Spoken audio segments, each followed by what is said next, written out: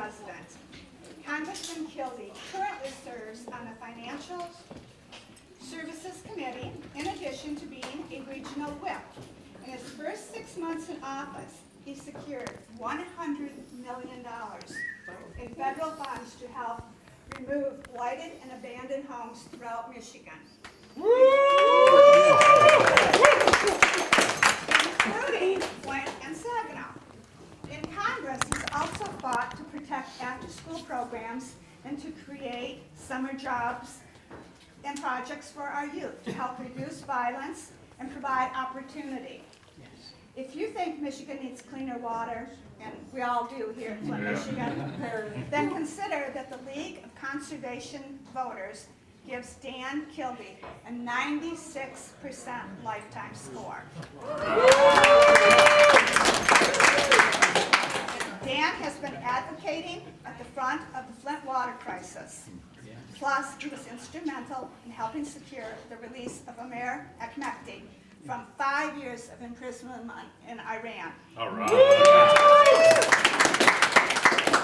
Here's a quote from Democratic leader Nancy Pelosi. "This is a lion. This is a champion. This is a person who every single day in his service in Congress, his leadership in our caucus, he came forward. He reminded us of what was happening on a daily basis. It's getting worse in Flint. Nobody who knew more or cared more or had more at stake for the children of Flint than Dan Kildee." We are very pleased to host this reception for Dan. We are thankful that he speaks for all of us. Yes. We thank all of you for being here and for your support. We are proud to call Dan our friend. Yay. My turn.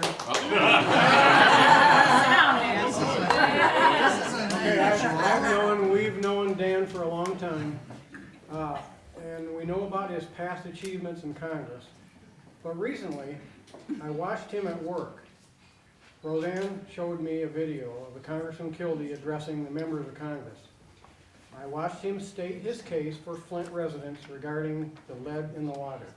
I watched him present the problem that our children face because of the lead in the water. He was asking Congress for millions of dollars to assist in fixing this problem. He was very clear in what he needed. He spoke with passion to all the members of Congress. He then got a little angry at no action had been taken as of yet. He pleaded for help for the citizens of Flint, and he had passion. I could see it. That is, if he said if this were a natural disaster, you would have helped without delay. At the end of his speech, I was moved to tears. Well, Dan got millions for Flint. This is a guy I want to represent us in Washington. Cheers. You're here.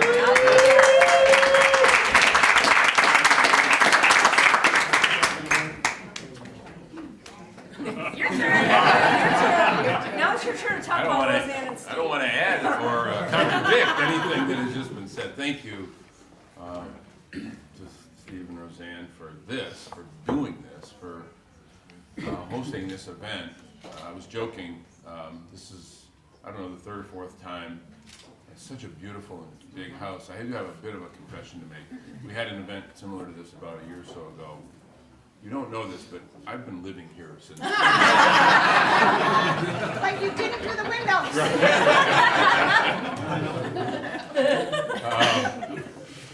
No, it means a lot to me, and it means a lot because, not just because of your generosity, but because of who you are. I mean, you look at just about every good thing that is happening in this town, and there's maybe one step away are the Heddies. They're always there, always involved. And also maintaining something that I take to heart, and that is the sense of pride and optimism about our community and love for our community. At a time when we really need to continue to express that, because the impression that people have of Flint obviously is formed part by our long history, partly by our recent history, but more than anything else right now by this water crisis. And it's really important that we continue to not just for not just for ourselves or people all around us, but especially for younger people in Flint, that we continue to show optimism and confidence that we'll be okay, that they'll be okay, and that Flint, will continue to be the really strong and resilient community that it is. We will get through this. I have no doubt in my mind whatsoever, but it's because of the people we are, and it's because of people like the Headies that I'm so confident. I'm not going to talk long. I'm just sort of getting through having pneumonia. All the cool people are getting it. Apparently a prerequisite to being elected to federal office. But the good news is that it won't be a long speech. But I've got my mom here. My sister Maureen, my sister Jacqueline, my brother Mike over there.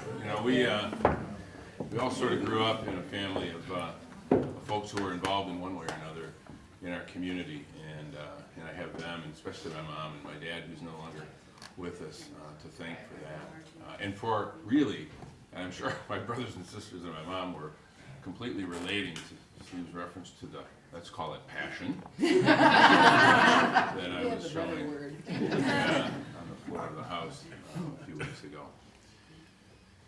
You would think, I suppose, some might assume that in the political environment that we're in right now, in this hyper, I guess nasty environment that we're in, this really divisive sort of political dialogue that's taking place in this country, that it would push a lot of us that are in this business to the polar political extremes, that it would somehow just continue to divide us. And I just got to tell you, that's really not what's going to happen. I mean, this is an election that's going to be really tough. And there are some really deep divisions in our country, but they're bubbling up as a part of this campaign. And of course, the personalities involved also have an effect on it. But I'm not going to dwell on that. I don't think we should. What I am taking from this is that the next Congress is going to be charged with an even greater responsibility to try to work across the divisions in our country. One would think that this could cause a real schism. I actually think it could cause us to take a deep look in the mirror, and when we get back to Washington, look at one another and say, listen, those of us who sort of are members of the largest caucus in Congress, the reasonable caucus, have an obligation to get together and try to fix things. In that moment that we were talking about on the floor of the House, which was a moment where I was very angry and very passionate, did not lead to division. It actually led to us getting something done.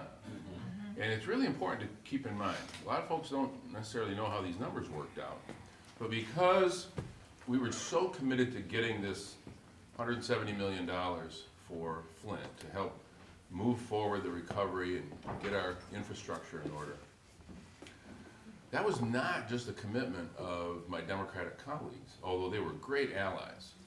In fact, Leader Pelosi basically gave me her proxy to negotiate the budget for the Democrats with the Republicans in the House, this short-term budget.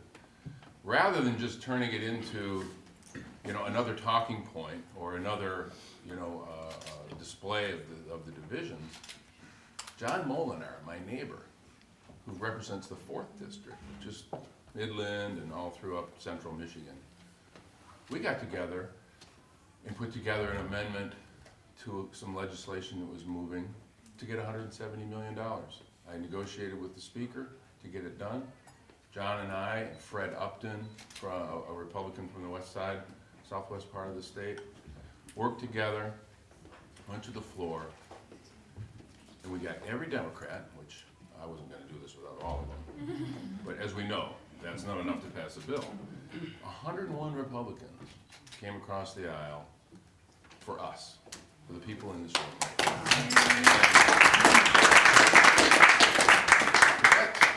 That's what we have to take from this really divisive moment, is that our democracy is really resilient. It's lasted 240 years. We've been through lots of tough times.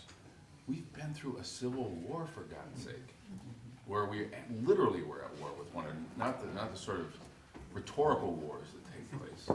We were split literally north against south, brother against brother. We've been through hard, really tough times. We can get through this difficult moment. It's just a sort of a political eruption. We'll get through it, but we'll only get through it if we just remind ourselves that the problems that we face in this country are not partisan, which means that the solutions can't be partisan either. So that's what I do. That's what I try to do anyway, every day. And that's why it's such a pleasure and an honor to be able to represent my hometown in Congress. It makes me proud, and you make me proud. So, can I have a beer now? Thank you all. By the way, everyone, please stick around as long as you like. There's food out